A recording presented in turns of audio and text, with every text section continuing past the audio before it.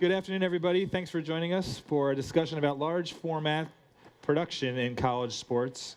I guess large format in college sports production. I don't know how we want to work with that. We're talking about, obviously, not using, I guess, 2/3 inch, right? I guess that's the key. That's the central. That's the center. 2/3 inch. So yeah, so let's roll through. I want to have everybody kind of talk a little bit more about your organizations and sort of what you guys do on a day-to-day basis. So Joel, would you like to begin? Sure. My name is Joel Kitay. I own a sports live production company. We focus on producing and packaging sports events for major TV networks and regional sports networks, and we bounce from game to game, putting them on TV, mostly in TV trucks, sometimes in fly packs all over the country. Focus mostly on the Northeast and the Mid-Atlantic, but we do travel across the nation. Gotcha. My name is Taylor Kavanaugh, founder and director at Blue Ox Films. At Blue Ox, we do a host of production for, you've seen our work on Nike on television and Nike's social media outlets. We do a lot of stuff for the Pac-12 networks and not live television stuff. All of our stuff is, we shoot and edit in-house and TV shows, cinema, that sort of stuff. So. I'm Shane Fannin with UK Sports Video, Director of the Creative Department and Broadcast Services. We concentrate mostly on, well, there's no concentration, it's all over the board, as he knows from Auburn, but we have a large range of responsibilities from video board, live video board events, SEC Network, live events, and several creative features over the year, and a lot of intro videos for video board production, and a lot of social media. I mean, we know where we are in the day and the age, so it's, you know, we said a long time ago, 4 minutes was a long time for content or a piece of content. Now we're looking at, can I get a 30-second piece of content? It just kind of blows your mind. But Right. Weston Carter, Director of Video Services at Auburn University, very similar to what Shane's situation is.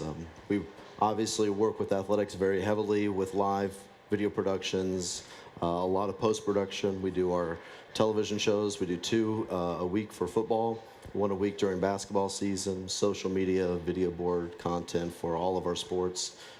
We seem to be getting more and more video boards every year.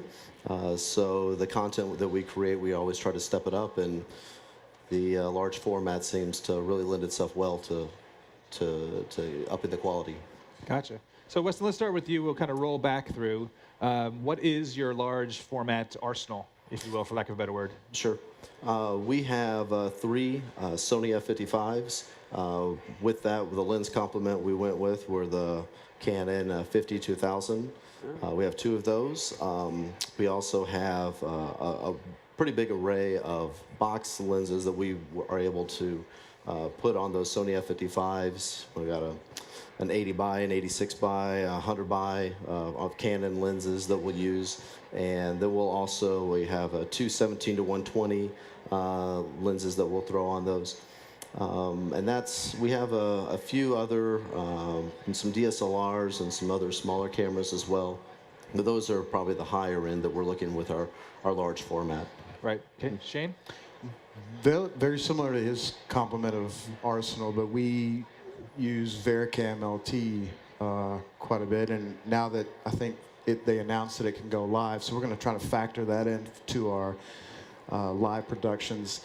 Everybody wants slow-mo, and then they want a little more slow-mo, so we're trying to actually looking at some lenses while we're here.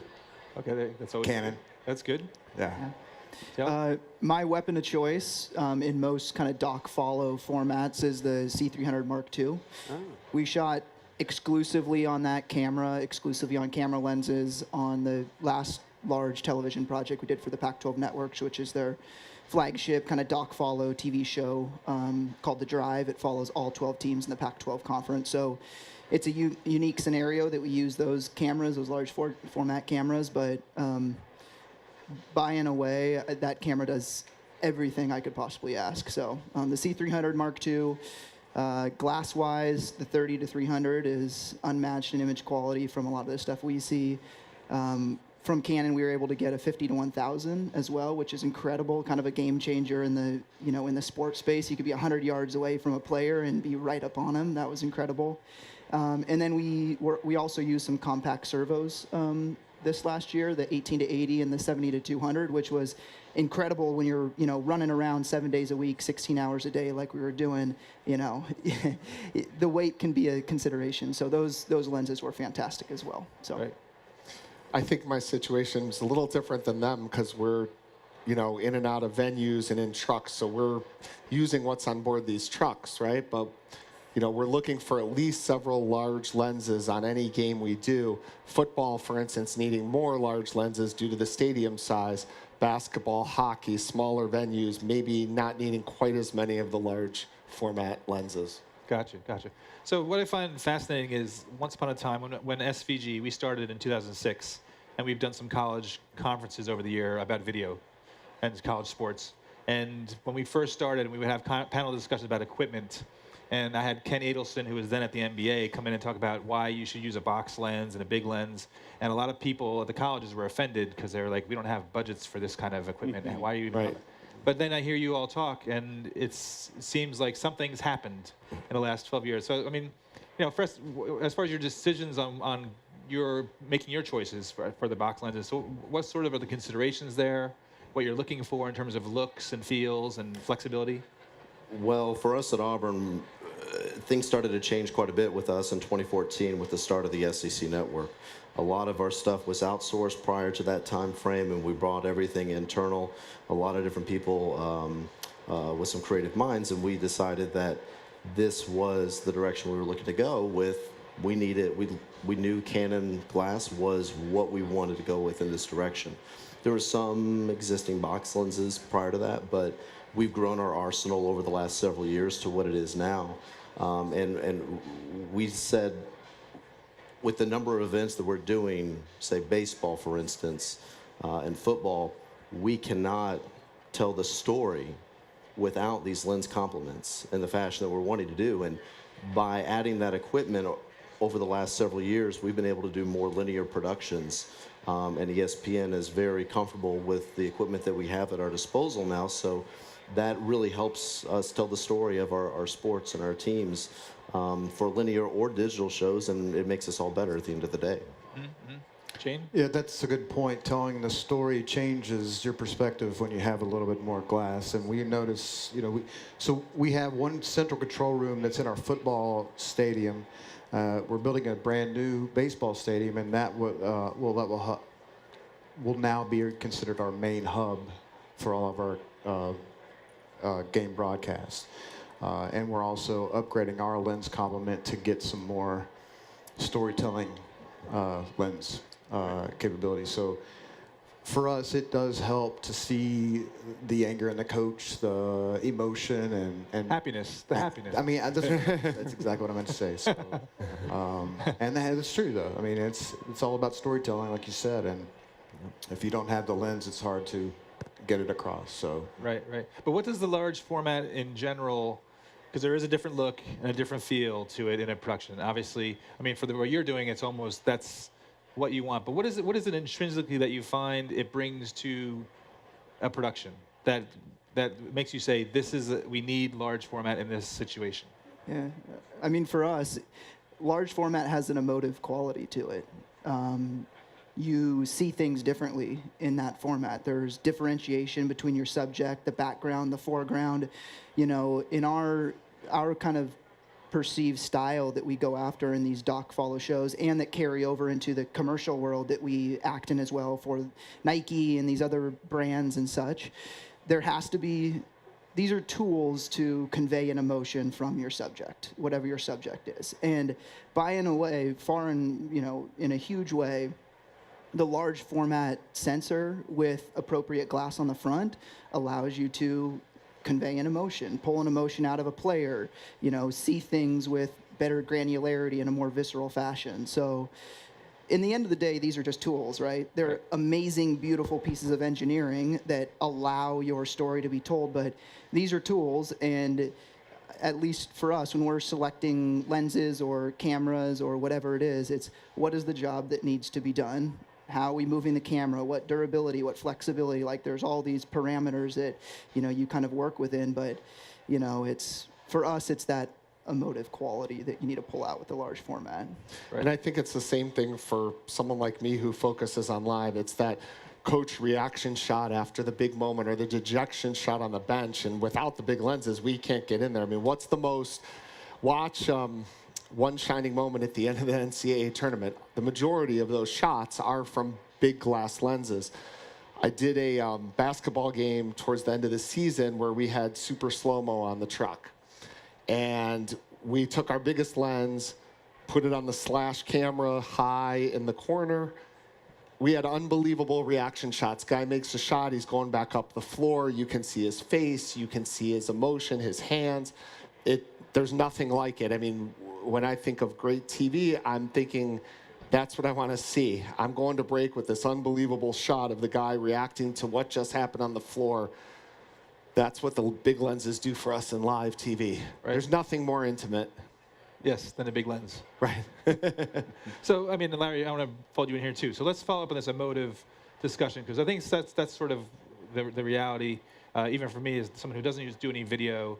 But when I go on vacations, if I use a full frame sensor camera, the pictures you take, there's just something intrinsically wonderful about them. So what is it about large format that does make it more emotive? Is it because is there something there? Are there some tangibles that you can explain?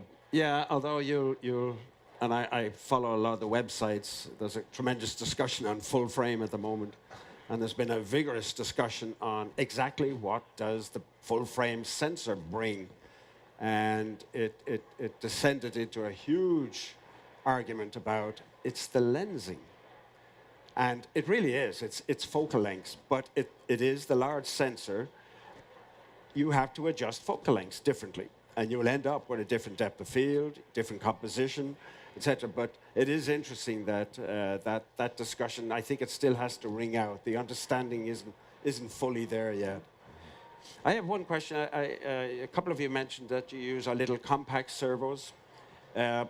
Even on the floor today, every time we talk about that for the first time with a new customer, they always stop at the T4.4 and say, well, is that the fastest it can be? Yeah. Has that got in your way in the shooting that you do?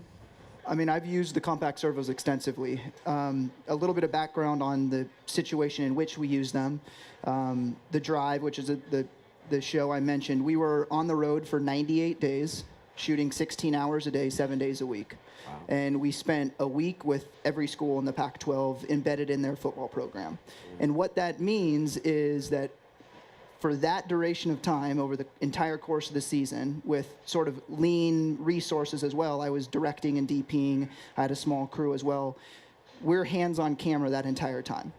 And that compact servo lens, at first, I thought the same thing. I was like, well, can this really hold a candle to the 30 to 300 or the 17 to 120 or some of those PL mount lenses? Yeah.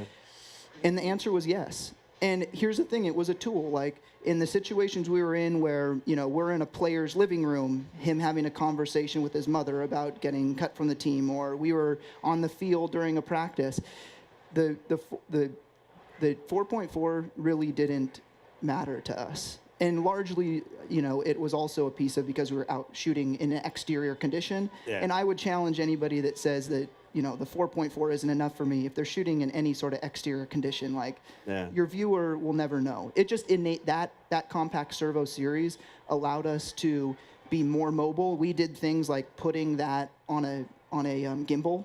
So we'd run around with the 18 to 80 and be able to punch in remotely and do all sorts of fun stuff. And the lightweight nature and the flexibility of that series was pretty astounding. Yeah. And I told some of your peers at Canon, I said, in the same situation in a doc style show, if I had the choice between the 17 to 120 and the 30 to 300 PL mount series and just going with the compact servos, and if all things were the same, I would choose the compact servos. Oh. I think I agree with him. We're ball following, we're run and gun, we're in the locker room. It's all over the place, and we have a lot of toys in our arsenal, some gimbals, and that lens is really a great tool Yeah. for us. Like you bring up the locker room piece, you know, you guys are filming pregame locker room hype stuff, you know, just before the team runs out with, for us, for two C300 Mark IIs, one with an 18 to 80 and one with a 70 to 200, you can cover almost any scene like that in a beautiful way. And the C300 is phenomenal in low light anyway. Long light. That's. I mean, big those effect. extra stops, like you're going to get that cinematic look out of those lenses regardless. I don't know. I think a lot of people get caught up in specifications. Well, that's it. where- I find I usually appeal and say, look, I understand the spec. It's terrific when you look at it on paper, but I said, try the lens. Yeah. The cameras today, any of them today, are phenomenally sensitive, and you do have great latitude. But it's Pro con. uphill. We went to one network recently, and they said, don't even take it out of the box. I don't like that number.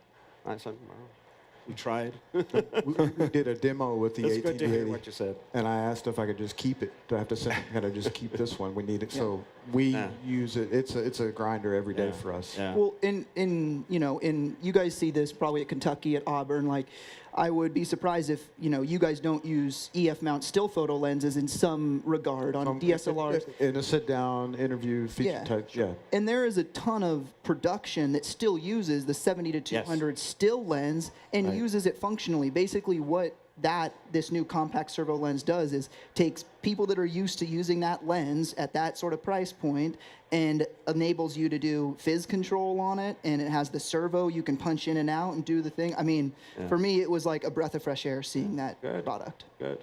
That's great. And at least the 4.4 is constant across the zoom range. Yeah. That's a plus. yeah. So when you start your week or you're looking at a production, what are the main considerations that definitely tilt you to say, we're going large format for this as opposed to other options? For us at Auburn, a lot of the times we'll do a lot of studio and green screen. So for us, we love to have the 217 to 120, so we have a nice match for all of our colors. We also, when we're working in that, sometimes we'll throw a 50 to 1,000 on there if we need to get some night tie shots for any hype videos that we're doing. We can get all the players in there and do what we need to do at that time. So a lot of the time we're trying to match the colors, and those lens complements are what we're looking to do. If we're going, say, from an EF mount to a PL mount, is there a big color variation? We try to maintain that. So when we plan, most of the time that's what we're trying to do a lot in that planning process, just to eliminate some steps and make things easier for us in post-production. On the live side, a lot of that comes down to where we need those lenses depending on the events. So if we're going to have a basketball game and then a football game the next day, then we're going to make sure that we have the best lens and the best placement for those events. So I mean, we can do a lot of that in the live painting the cameras. So I mean, that's not necessarily a post issue at that point, but we're always planning and trying to move forward with how we're placing those lenses in the best place to tell the story, to get the emotion, get the cinematic look that we want. And if there's someone that comes in and says, hey, I need some shots of one of the players really with a lot of emotion, well, let's put that 50 to 1,000 on a slash tonight, or let's put that at high tight, and let's get some extra high frame rate content in there so we can really start to tell the stories that we need, and we'll move those lenses all over the place. We'll put them on a hi-hat for football, we'll put them in an end zone, we'll put them on a high tight, slow-mo, so we're constantly moving those around all the time in our productions. So as far as the you mentioned the cinematic look again, which came up. So is that where is it because of the shallow depth of field? Is that where because you're able to drive the emotion and kind of tell the viewer this is what you want to look at, and go soft focus in the front and focus on the coach behind the three players who are then out of focus, or sort of? Yeah, for me, the large format is a non-negotiable, period. And it might just be the world that I spend all of my time in the commercial world, in the doc follow, in the narrative world. I mean, you wouldn't do anything else, period, end of story. So the question for me is not, is it large format? It's how are we amplifying what that large format sensor can do with the lensing and with, the way you're shooting and blocking and doing all those sorts of things. So for me, to answer your secondary question, it's two parts. The reason that I think that it is a meaningful value add with a large format sensor is because It's the way the human eye works. If I'm looking at you right here, that background is blurred if you look at it just slightly. Mimicking that is of critical importance for your viewer, on the field. As a storyteller, you have more control over what your viewer sees and how they see it. The less you have in focus, there's kind of a cinematic nature to that, but you have more control over what your viewer is seeing when they're seeing it, the cadence at which it comes in and out of focus. Like, those are all very meaningful tactics, with a camera in hand. Sure. Lastly, I think we're living in a world where, everybody watches Netflix, everybody watches incredibly high-end content. And when that happens, there's sort of a polarizing effect. It's like social media or, a 10-part series that's incredibly well done. Well, that becomes the standard. Right. And there's a psychological element to that of when that standard is, you're on the sliding scale towards that standard, I think it adds production value. Yeah, that's a good point. Well, and it goes, we've talked about this over the years at all the SVG conferences. There used to be a day where you could do a baseball game and have 4 cameras and something way up high and sort of shooting really wide, and you're missing half the action, and people at home be like, well, who cares? Right. But now everyone expects everything to look like, it is a high-level Hollywood production. Yep. I'm sorry. I was just going to say, in the live world, this is something we're constantly challenged by because there has been a movement towards more games on the internet or on the ESPN3 app or whatever, and prosumer cameras, and those kind of shows just never look good. Right. They just never look the same. Right. Okay, where's that from? Who's that? Oh, he's over there. Sorry. Oh, that's over there. Like I said, there's someone tapping into us. One of our challenges, and we talk about full format and how great it looks, but we have, I'm not sure it has at Auburn, but we have 9 full-time folks. We rely heavily on the student staff. And all your crew, they have a skill set that was formed in, and so these kids they're going to school, that's what their main goal is, but then we have to insert them into some high-pressure situations and some situations where they don't have enough experience Support. or just know-how to, A, get the best out of the piece of equipment, and B, just knowing the level of sophistication of the cameras, it's difficult to teach that in a small window of time. Okay, so then maybe, Taylor, maybe you can offer some tips. Like, how do you, honestly, if for students, and you're dealing with students, and they can learn quickly, but they got to be kind of focused. So what are some tips you would offer for someone who's like kind of just getting started with using large format in order to make sure they make the right? Yeah, you probably spend a lot of time teaching and counseling, your kids. That's we can't, because there's so much content to produce and to get out. It's unfortunate we can't spend as much time. The ones that float to the top are the ones that really want to learn, and we leave some on an island that, they do their best. Yeah, so it's unfortunate. And we hopefully can find a better place, and everybody needs more people, right? So, and that is the thing about large format. It requires a skill set. It's not point and shoot.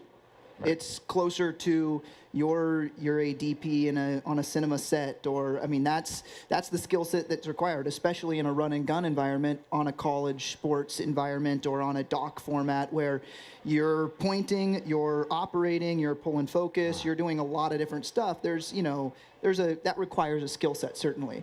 I think, on our end, there are some elements of you don't need perfection. Right? A lot of, cinema examples today, especially in the doc world, embrace those sort of imperfections that look cinematic on a large format sensor.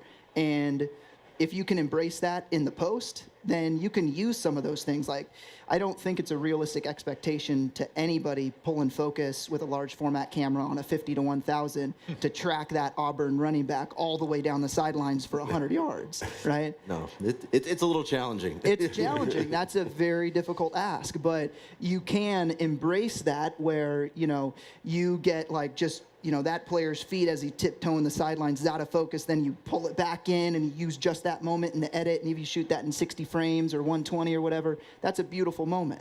And that's, I think, the other part of the psychology piece is, as humans, we don't remember we don't remember all of this. We remember very specific things. Right. I played football at Oregon State, and I remember the way they teach you how to run a route or do whatever was you focus on very minimalistic things at one point in time. And I think there's a psychology to that the large format thing brings to the table, where with that large format sensor, you can focus on a shoelace or the tips of the finger, your fingertips catching the ball. And those are the moments that we remember from One Shining Moment or the best Auburn, Kentucky videos. Like there's beauty to that. So it's kind of embracing that. And, it's difficult for the young guns that come out the other side though, and understand how to run a full format camera. I mean, they have skill sets that can propel them into a lot of different resume commercial builder for work. sure. Yeah. So, So how do you give them a chance?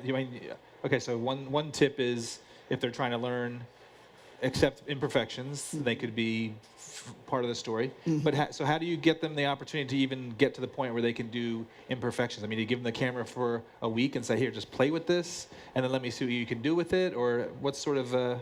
We give them a small DSLR and let them rig that up and see what they got. I mean, if they're talented, they're talented. It'll shine through on whatever type of camera they have. You know what I mean? And that skill will advance the larger format. I agree with that. The DSLR route is an incredible precursor to large format cameras. I mean, I shot on the 5D Mark II and Mark III in the Mark I an insane amount before I ever had a C300. And the skill sets were the same carrying over. So you guys probably have a ton of 5Ds or, GH4s or whatever it is. Yeah. Like that's a great, platform to learn on, I think. Do you find that those cameras also, because the DSLRs in particular, because they don't look like a broadcast camera, that the subjects are a little more just natural and relaxed because it's not this big intrusive thing that says, "Oh my God, I'm on video"? Do you find that does that They actually stop and pose for a picture. So yeah, but no, I mean they get used to the guys that are around, the students that are around a lot. They know what's going on and they know that it's video, and they still and we use those on a gimbal a lot. So it's a smaller format for the kids, for the students, and lighter for the gimbal, and they actually enjoy it. Sometimes it's hard for them once they transition into the larger cameras to stay away from the DSLR. I'll go in the drawer and we had 2 games and no one took the large format. Everybody's so. Yeah, no, well, that's like you said. Once you start to like the look and you love it, then you're kind of in trouble. Yeah, and for us, the DSLRs, there's a tool for every situation, and the best camera in the world is the one you have in your hand at the right moment, right? Sometimes for gimbal situations, and if you're we've done international dock work, and in those situations, those sort of cameras are perfection, and you get the shot you need, and they're unassuming. And I think there is a constant balance for you have to consider your talent. Like, it's not just always a technical conversation. It's what serves the story and the talent best. And we find ourselves in, situations that you want to be careful with, and you want to be, attuned to the whatever's going on there. And it's not always throwing a big old camera up in their face is the right way that you're going to serve your story in the best manner possible. So, back to the point of, using the compact servos or other tools, like for me, it's always the functionality, the time code support, the, external monitoring, all those things that generally larger cameras, the C300, the C700 have, versus like being able to be unassuming and get really true authentic moments and not really, concern people with your presence with a camera on the shoulder. So it's a trade-off. Back to the 50 to 1000.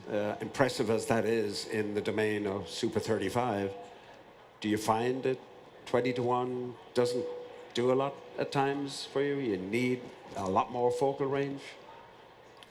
You find it limiting?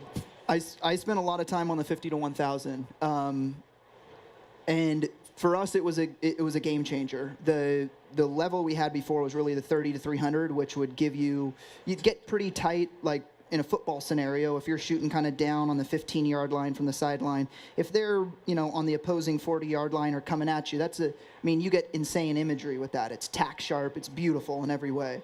The 50 to 1000, I think, rivals that sharpness, but just extends your range. Yeah. Now it's fairly sizable. It's a sizable lens. You get Yes. a workout carrying it around. Yes. But it's it does a ton of amazing things. So you use that handheld? No. Oh, I was starting to say. Yeah, You did one of these. just moves, I carrying thought it this- around, on your carrying it shoulder. around 2 times a quarter, or 3 times a game, switching sides was enough. We typically use that lens on a hi hat, low to Yeah. the ground. Put it up in the stands sometimes for a high tight, but. Yeah. Yeah. Do you ever use 2/3 inch longer focal length zoom ranges with the adapter blowing it up to 35? Have you tried that? We have.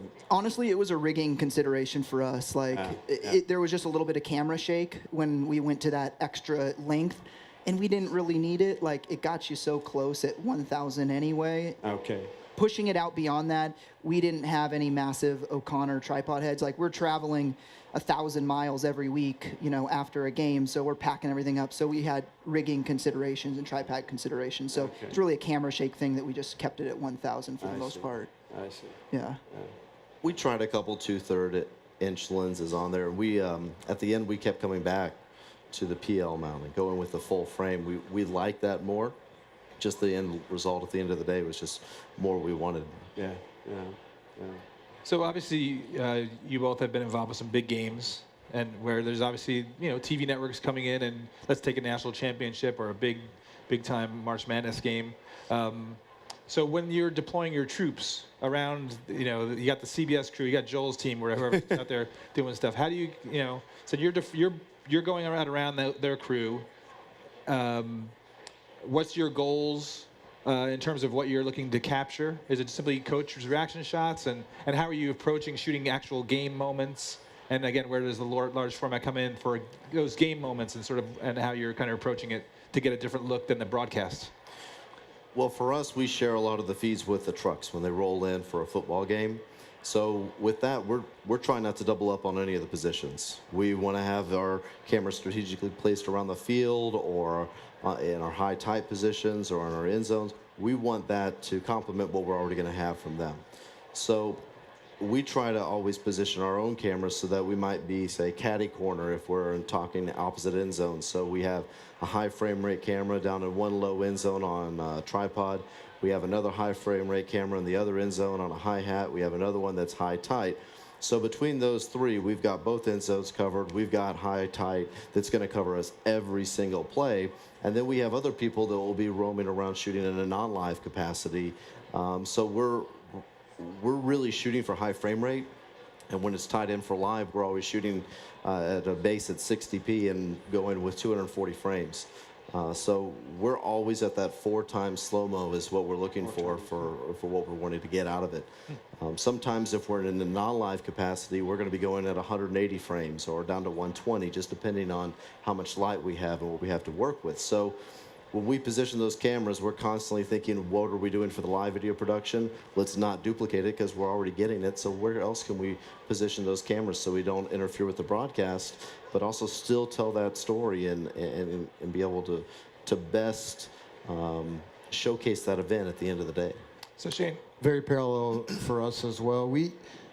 We try to get a little more isolation on some, because we do have the TV feed as well. So we like to isolate on, it's a gamble. You shoot how many 100 ISOs and you might get that one nugget, but we try to isolate, especially on the interior line. We find that fans really, and even the recruits have commented on how much of that crash in the middle that happens, especially in 120 or whatever slow motion rate you can get out of it. It's fascinating to those folks to watch it, and even if it's 10 seconds, they enjoy it. But yeah, we try to mix everything together. And with our basketball team this year, we had a Facebook Live crew. I don't know if you know about those guys. They were following around the basketball team. So you had a 5-6 man crew, and then our crew of 2 or 3 trying to capture the same content and stepping over one another. I mean, you have large cameras and it's a small locker room and you're trying to get audio, and it's basically a respect level too, not trying to get in everyone's way and sharing the space and the time. I wish Cal would understand that, but it is what it is. But we try not to step on one another too much. Right. So Joel, So because obviously you work on a range of productions, different Right. sizes. So how do you decide your Well, general? I think it's a little different than what these guys are talking about because they're not live. Right, right. And my number one goal is to tell people what just happened in the best way possible as quickly as possible. And that immediate analysis is, I think, what separates quality live productions from other live productions. It's a little different challenge than these guys have, who can go back and look at the footage and make educated decisions.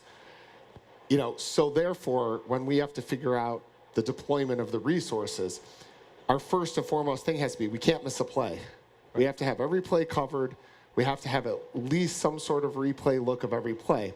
So then it becomes a question of, how big is this show? Is this a 4 or 5 camera basketball game? Is this an 8 or 9 camera basketball game? Just using basketball as an example, because I just finished doing like 50 games, you know, I've got to have a high and a tight. I've got to have a handheld at each basket. Anything above that, then we can talk about what we're going to deploy. So then it would be a slash. Then if we had a 6 camera, it would be a mid-court handheld. And then anything after that would really be gravy or bonus or things like that. One of the things that interests me the most is the future possibilities of like 4K and 8K, talking about large formats. So as you were saying, we have to sacrifice cameras for ISOs, especially in football, right? We got to always have a camera on the pit. We always have to have at least one of the receivers ISO'd in a broadcast. If we get to the point where one 8K image is large enough that the camera actually shoots the entire field, and then the tape operator or the producer can zoom in to that pit, well, now we've got cameras freed up to do other things. Mm-hmm. That's what I'm hoping is going to happen as time progresses here. Right. It's a completely different way of doing things. You could have one camera at midcourt and one in an end zone position, and you could create an ISO of anybody you wanted immediately after the play. You would never miss anything. Right. So Panasonic has a demo. Can I mention Panasonic? Yeah. They have a demo of 8K. I don't know if you've seen it yet, but Okay. it has 8K, and they're extracting a wide shot, and then within the wide shot, a zoom shot. So there's 2 separate shots that they're extracting. Yep. So Shane, you don't look like you're convinced, though. Oh, no. I have anxiety thinking about where to store all that. Well, it's gonna, yeah, and it's just going to change the whole workflow. So you should. We produce WNBA games, and we demoed a system for an entire season that does this concept. Right. But they didn't have the length on the lenses. There's a lot of technical issues with it. But the idea that I could create my own ISO of any play on the court with one camera that's fixed, that didn't even have an operator, was amazing if the technology gets there. Right, right. Although the challenge, we had this conversation over the weekend. I've had it a few times with Steve Helmuth in the NBA. So now they have a dedicated to shoot closer on the mobile. They have a dedicated camera person there. They're not doing an automated system. They were thinking of it, but the problem he has is that there is when you need a real camera guy there, because when the ball is shot, you have to be able to come out wide to get the proper focus and to get everything what you want in the shot. Whereas if you're automated, you can be cutting things off and heads, and so automation is not quite there yet. But But back to your question, So it's for us. It's how many cameras are we getting? How big is the show? What is the client spending on the show? How much can we fit under that budget? And then primary is make sure we cover the game, because that's what people are tuning in to watch. Everything else is bonus. Right. Now, but how do you handle slow-mo and super slow-mo? Because Shane mentioned, obviously, in Weston, too, people like more... Well, yeah. Well, that's the advantage of their world, right? You can shoot at whatever frame rate you want. Ours requires specialty equipment. Right. So only higher-end shows are going to get it until costs come down. Right. But are your resources available to the production so you're able to say, we're going to focus on the slow-mo and you can use it within the live? Yeah, so we'll normally have around 10 cameras running for a football show for video board content only. Including truck feeds, we'll have somewhere around 14 cameras. And all those slow-mo cameras that we'll have up and running for, say, with our 50-1000s, those are all available for them to take in the switcher. So, if we're shooting a little bit independently, trying to get embedded with the team on the sideline, we're trying to be a little bit more discreet. So most of the time, that's not going to be tied to live. That's got to be completely post and reflected on after the game. So for us, we use our cameras for live and non-live capacities when we're going into this. But same thing for you. For us, we want to document the game just as well. but getting those live looks for our fans of 90,000 people in our stadium, that for us, we want to have an unmatched game day experience for our fans, for our coaches, so they can get a look and be able to say, hey, his foot was not on the line, or he was in bounds, and then it helps them. And we really pride ourselves on trying to give ourselves a home field advantage in that regard from just an in-venue experience. So and we try to translate that as much as we can from trickling down from football to all of our other sports. And then also in our linear and digital shows that we do for ESPN, and the SEC network. So there's a lot of components that we do, but we just try to share as many resources as possible at the end of the day, so we don't double up. Mm-hmm.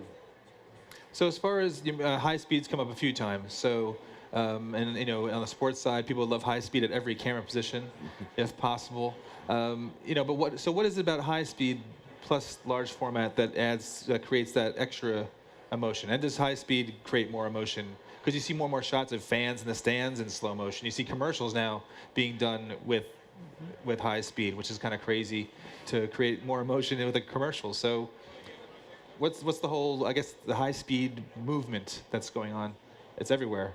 I mean, high speed in sports, it's Right. It's kind of, it's one and the same. Like, viewers demand that. It's interesting to watch. It's visceral. It's gritty. It's juicy. You can speed ramp. You can do all sorts of fun editorial things to it.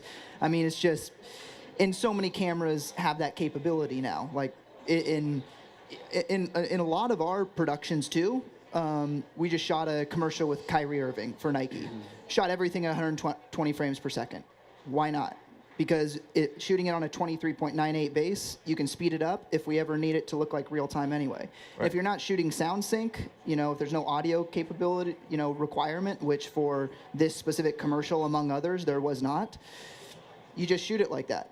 And yes, like, data storage is always a consideration, as is on a lot of our TV shows. We're digitally and remotely shipping footage back to an editorial team at some remote location. If we're shooting in New York, we're shipping it back to LA. So those data sizes are a real consideration. But in certain situations where those aren't factors, there's really no reason not to shoot slow motion in a lot of situations. One of our students shot an entire interview that was a one-shot deal in slow motion with no audio. Yeah, I'm not going that far. Right. But slow motion is amazing. It's a great tool. I think as filmmakers, just like any other, thing you're working with, it's not to be overused.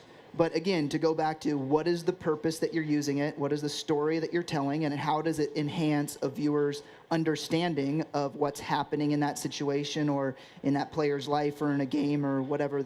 It's a tool. Right. It's a tool to communicate something differently than 23.98, 24 frames can't communicate. It just looks so good. I mean, we shoot everything, unless it is an interview and the student just messed up. We shoot everything in about 120, and like he said, we can speed it up if we need to. And the VariCam will allow you to shoot proxy. So if we're shooting a basketball game or a football game, we put a wireless on the output of the play-by-play guys, and so that audio is then captured on the proxy. If we need it, it's there. Right. Yeah, we shoot the slow motion. A lot of our TV stuff that we'll shoot, we'll cap it at 60 frames because sometimes more than that is just not needed. And we're shooting a lot of our stuff on the C300 Mark II, and which the C300 Mark II can, if you crop it slightly, can go up to a higher frame rate. But and it's a different. To answer the question you posed these guys earlier, how are you working with other crews, and are you taking feeds? Like, that's always an option for us, but on a lot of our productions, we're shooting log C color and 4K in some situations, and generally we're wanting to match kind of all the different stuff. So not that the feed that comes from the truck isn't great, but it just is a different compressed codec and element. And, for a show that you'd see on Netflix or a doc follow, there's kind of a demand for a certain color space, a certain cinematic value, and those are things that need to be determined beforehand, and you need to buy in, and there are trade, gives and takes to that to achieve that. So when you shoot 4K, is that for digital zooming?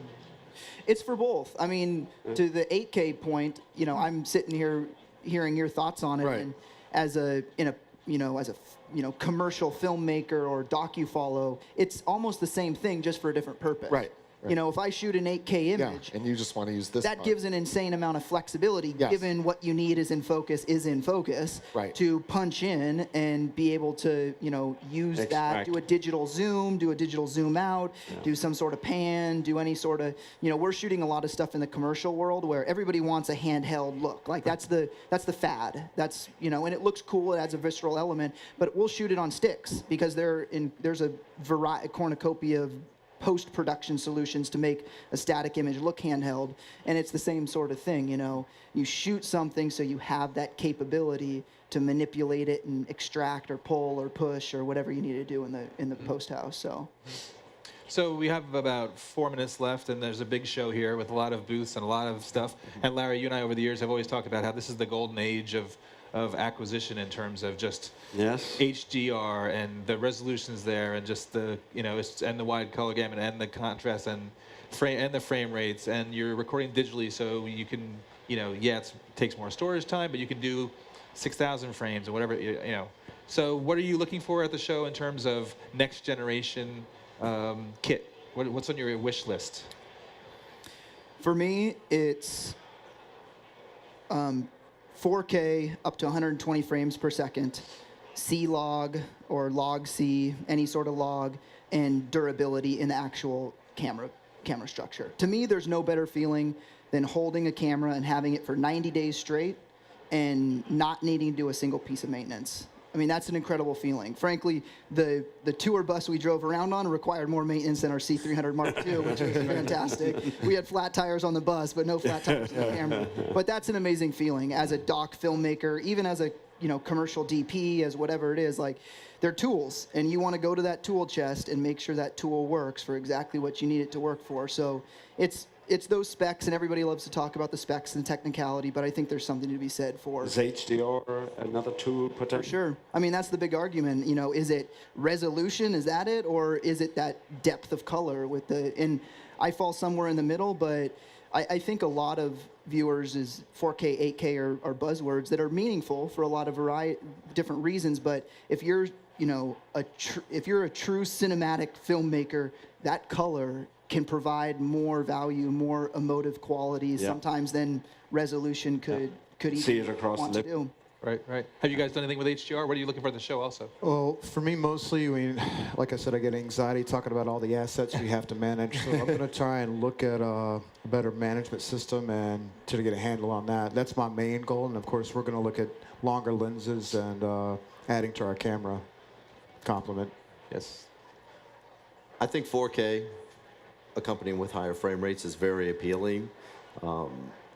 If HDR is available at the time to future-proof it, I think that's fantastic for us. But knowing that most people, for what we're delivering, it's going to be difficult for them to see it immediately.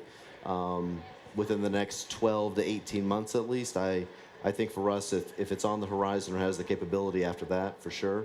I think for us, a huge area is, I mean, it's always storing the assets, storage, but artificial intelligence, facial recognition.